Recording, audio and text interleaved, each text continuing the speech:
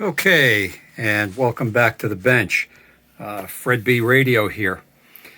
Yeah, I've been away for a couple weeks. I've had a lot of things going on, and I have spent a lot of time with all of this. So I'm going to go into it. But just to give you an idea, I did paint this. So this came out nice. There's a little bit difference in the color, and that's because this was sprayed and the black around here was painted. These are the original numbers. I did not want to lose the original numbers, so the coloring came out a little bit different between spraying it and painting it. But this has all been, if you notice over here, was down to the bare metal. It's now all been repainted. But in order for me to, this isn't mounted yet, this is still loose here. In order for me to get this on, I have to take this whole plate off. This whole face plate's got to come off, okay? So again, the knobs have to come off, the nuts have to come off. Then I can, if you remember from a previous one, these dials in the back here have, I can't get in there to show it to you, but I did once before. There's some fiber that these dials run in between. So I have to take that off before I take all this other stuff off and then put it back on again. So that's where I'm at. But one of the things I wanted to show you, and again, I kind of showed you this before.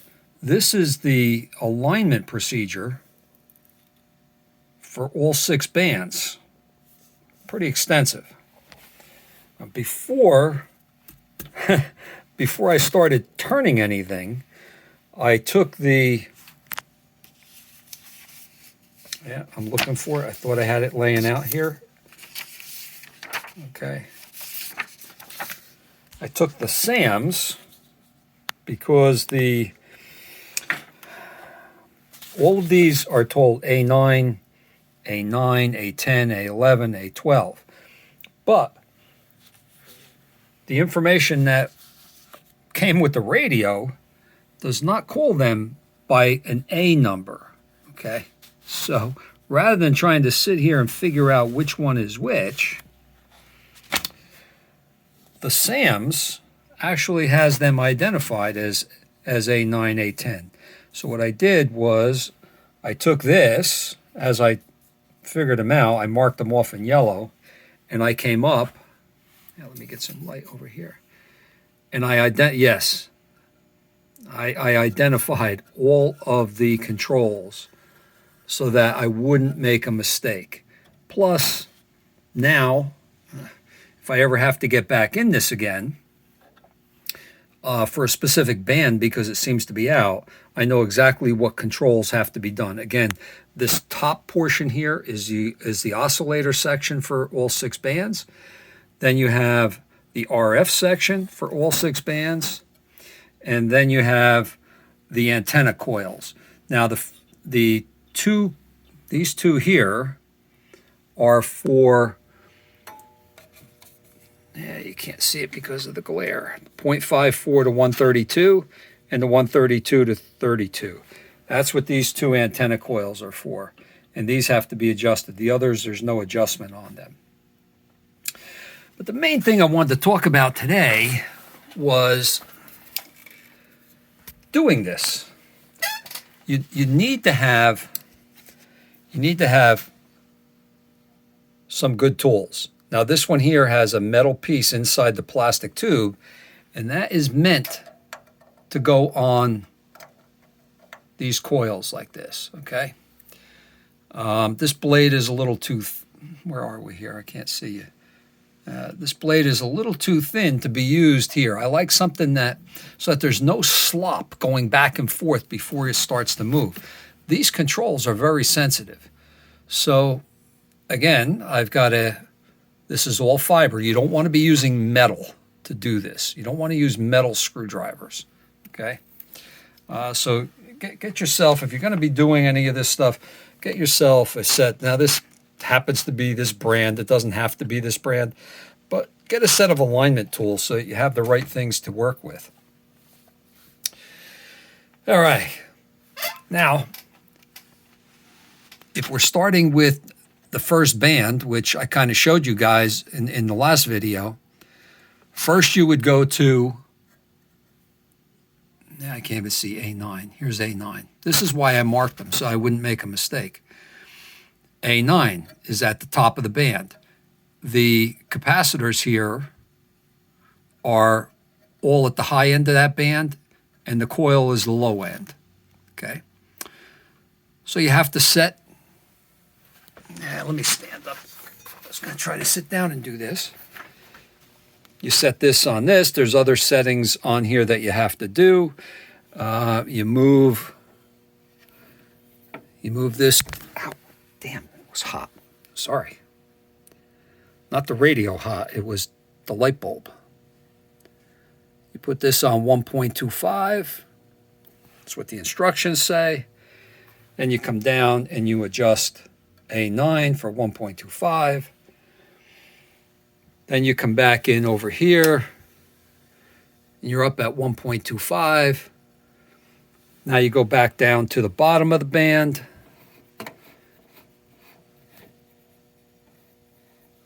You got to go all the way down to 0.64.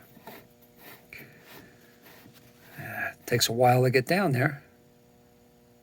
Then you have to come over here and you have to adjust 0.64. I'm not sure where it is on here. I'm just doing this as an example. Okay. You get 0.64. You come over here and you adjust A10. Okay. Now you got to go back to the top of the band. So now you're coming up. I'm just going through what I wanted to show you here. Obviously, I've done all of this. This took forever, especially when you mess it up and you got to go back and redo it. Okay. Now you got to come back over to the signal generator, adjust this for 1.25. Now, I'm also using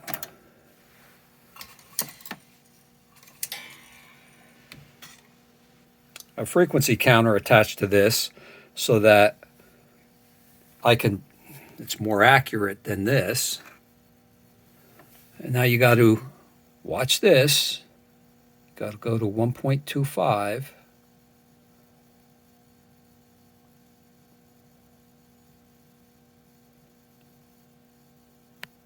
Okay, now it's 0.25, 0.25071.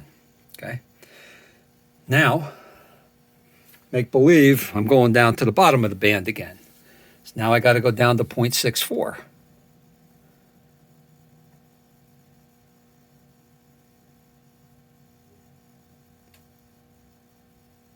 Okay, 0.64073. Now, I got to go back to the top of the band. Again, I'm moving this, changing this, okay? Once you've got your oscillator set, now you have to go down and do the same thing for the RF section for each band. This one you happen to have to do the antenna as well. This one I had to move out quite a bit. But anyway, it's tuned in. Doing that up and down, back and forth. Now, most of the work I do is on, whether it's for me or I'm doing a job for somebody, I'm doing AA5 radios, All American 5s, 5-tube, 6-tube, AM, FM, and there's basically just a couple controls that you have to do this on, okay? Not a big deal. But going back and forth and back and forth and back and forth between top of the band, the bottom of the band, top of the band, bottom of the band, it is frustrating, especially when you're trying to get your signal generator right on the number that you want it, because you can't. Yep, too far. Okay, that's even closer than I had it before. All right. I also use an AC voltmeter. Why do I use an AC voltmeter rather than a VTVM? VTVM only has a 1.5 volt scale. This has a 1 volt scale, 3 volt scale, but I can also come all the way down to 100 millivolts. Okay, and I can, I get better, in my opinion anyway. I'm sure somebody else may not feel that way, but I feel I get better accuracy by doing this. When I lower the RF output, okay, so you can just about hear it. Now I can bring this down to 100 millivolts, and I still get a good reading. I can keep that meter up in the middle, so I know where I'm at. All right, so that's why it takes a long time to go through all of this. Yeah, I messed something up and I had to go back in and redo it. But I wanted to, yeah, I got Velcro on this. This little, turn it on. Trying to do stuff with one hand is hard. I'm gonna put it down and kind of give you an idea. I got my little stick. Again, you don't want to use metal on this.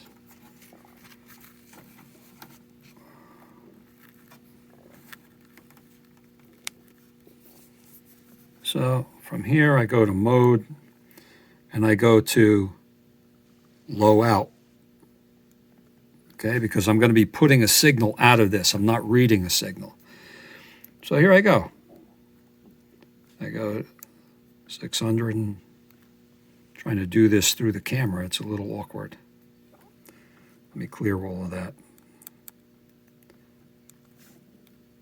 640 kilohertz. Okay. Modulation, AM. I go back. I turn it on. It's exactly 640. Now I want to go to the top of the band. 1.25 megahertz. And I'm there. It is so much easier to go up and down on this digitally than trying to use the analog system. You can see it drifted. Yeah, I didn't give it a chance to warm up, but it will still drift, okay? This tinySA is, I'm going to be using this on all my radios. I'm getting away from the analog stuff. This just proved itself to me that it's so much easier to get in here and do this, because remember, up and back on each band until it's correct. Then you come down and you do the RF, and then down below. But there are 6 bands that you have to do this on all the way through, okay? So much easier to be able to just jump in here. Okay, if I'm going to do the top band, 30 megahertz. Okay, now I'm on 30 megahertz. It's just perfect like that for doing this. But don't forget, even though you're clicking this over here and saving time, you still have to go here, turning this from the top of the band. Got too many lights on here, I think. Yeah, it's a little bit better, no glare. So you'd go from 30 megahertz, you'd set that, and then you'd go all the way back down. You can see my hand turning here. This is what you have to do on a radio like this. So I still have a ways to go. I still have all the knobs to clean. Enough on the tuning. I just wanted to show you this tinySA. If I was going to get another one of these, if something happens to this, I would probably get the tinySA Ultra or the Ultra Plus, a little bit bigger. I got this just to play around with it, but I really like the way it works. And I bought this. This was not sent to me for anything other than, I bought it for my use. All right. I'm not being paid to do this. But what I wanted to show you was this tinySA is awesome if you have to go back and forth on frequencies to try to get things into the circuit. So that's it for today. I've got a lot to do. Like I said, I've got stuff going on here at the house. It's springtime. I've got outside work to do. I got a remodeling job going on, bathroom and kitchen. So it takes up a lot of time to do all of that and get everything right.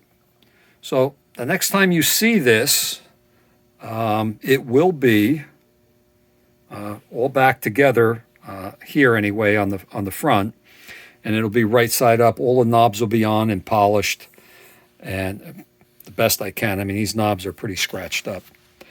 Again, these are not the original knobs. The original knobs were just round. Everybody seems to have changed these knobs out. So that's it, guys. Leave your comments, click like. If you're liking what you're seeing, hit the subscribe button and leave some comments. I like the feedback that I get and interaction that I get with my viewers. Take care and have a great day.